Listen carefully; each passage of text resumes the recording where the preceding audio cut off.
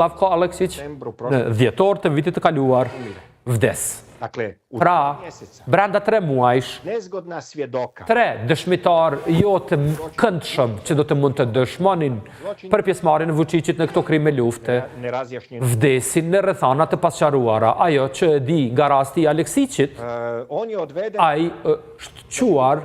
pra ka qenë me një njeri që për mua është një nga burimet në këtë tregim dhe ish ushtari i time, të cilin unë komunikoj që nga viti 2012,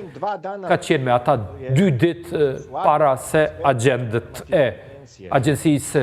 Sigurimi Shtetëror, pra të bija se Vučićit, kishin ardhur në Bileqa për ta marrë gjoja për t'i ofruar mbrojtje dhe e kanë quar në Beograd. Në Beograd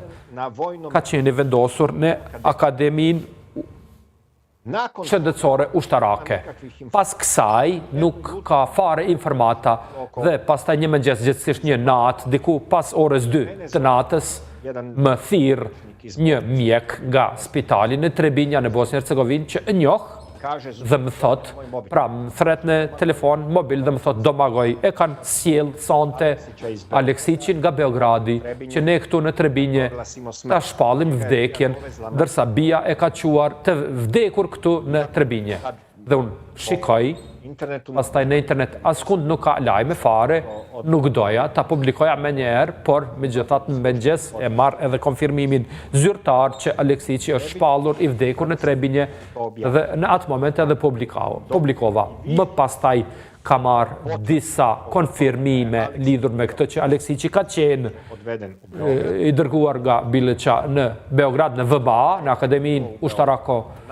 Shëndetësore, që ka humbur jetën në Beograd dhe pastaj agentët e BIA-s, madje e dim se cili automjet e ka quar në Trebinje, e kanë quar që shpallja e vdekjes të bëjnë në Trebinje që gjoja Beogradit të mos ketë fare asgjë me këtë. Zotri Margetić,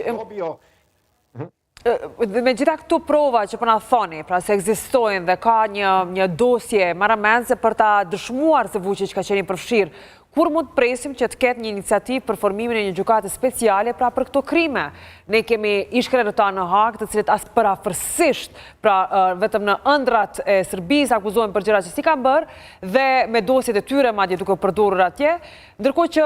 Vučić me gjithë këto krime ende i lirë. Është një enigmë shumë e madhe. Si ishte mundur fare që Vučići të shmang gjykimin në Hag për krimet këtilla, sepse Haga kishte, këtë që mund t'ua them me siguri është se Haga kishte dokumentet për këto krime lufte, Haga kishte dokumente për safarin njerëzve, për safarin e snajperistëve, këto dokumente kam edhe une që kishte edhe Haga në hetime, fatkeqësisht kam kërkuar nga Haga që të më njoftoj nëse këto dokumente janë klasifikuar si sekrete, nëse mund të përdoren publikisht, ende nuk kam përgjigje dhe si që dini, neve gazetarët mund të dënohem me burg nëse publikojmë dokumentet e tyre të klasifikuara, prandaj kjo është edhe arsyeja pse nuk i kam publikuar ende, por ka me siguri njëri që Haga dinte për këto krime. Pse kanë vendosur që të mos ndjekin penalisht safarin e njerëzve, kjo mbetet si enigmë. Ajo që është krejtësisht e sigurt, gjyqësori i Bosnjë Hercegovinës, LRM, gjyqësori i Serbisë, për këtë të mos të flasin fare, nuk ka kapacitete, nuk ka mundësi